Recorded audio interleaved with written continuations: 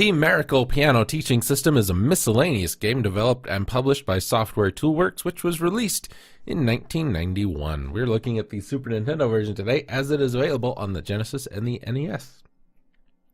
It is a MIDI keyboard and teaching tool created in 1990. Was available for the NES and Super Nintendo, Macintosh, Amiga, Genesis, and PC. The Miracle system consisted of a keyboard, connecting cables, power supply, softfoot pedals, and software, either the 3.5-inch floppies or standard licensed NES, SNES, and Genesis cartridge. After the supplied MIDI keyboard was connected to a console or computer and the included software was loaded, the user followed on-screen notes. Its marketed value was as a tool to teach users to play piano. It provided hundreds of lessons and was advertised as the perfect adjunct to formal lessons. Due to its high price, $500 in the US, and low sales, the keyboard with all of the original cables together is a rare find. Factory sealed copies of the Sega version can be worth up to $412, which is less than they were when they were new. Aside from being, inflation and all that. Aside from being released in the US, the keyboard was also released in multiple regions within Europe. The European versions, however, are much harder to find.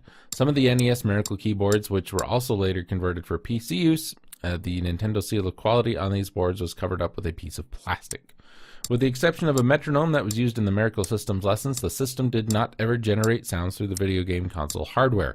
All MIDI information from the console was converted into audio by the instrument's built-in ROM and played through the instrument stereo speakers, allowing the keyboard to be used independently of the console.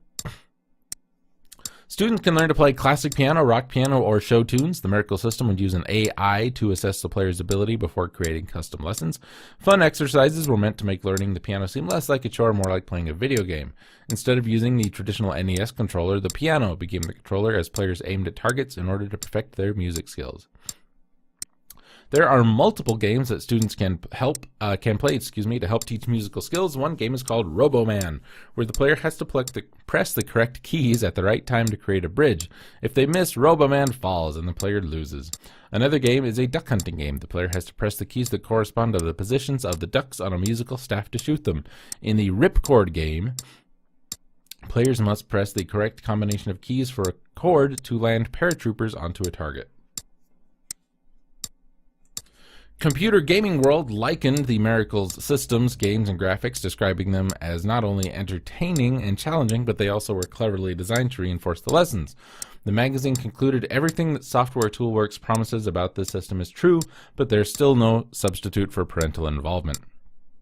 David Wesley and Gloria Barzak mentioned that the system was praised by educators, that in 1990 it was the highest rated third-party NES title by Nintendo's software review team. At the same time, the Miracle system failed commercially with its expensive price and in comparison to later music-related titles such as Guitar Hero. It was not well suited to average gamers who lack a musical experience or who were not highly committed and dedicated to undertaking long-term electronic piano learning. PC Magazine mentioned the system as being easy to use and likely more patient than a live piano teacher, though the system did not cover certain aspects of piano playing such as hand position. And NPR personality Noah Adams begins his 1997 memoir, Piano Lessons, attempting to teach himself how to play through the use of a Miracle for PC software, ultimately finding greater success by taking more traditional lessons. Around 1995, successors from the Miracle system was incorporated into the Piano Discovery System, an interactive PC software title that worked with a MIDI keyboard, which was published by Jump Music. By 1997, the Miracle product had been discontinued in favor of the Piano Discovery System, the later of which could be used with the original Miracle Piano MIDI keyboard. And not a lot of information, it being as kind of rare and obscure as it is.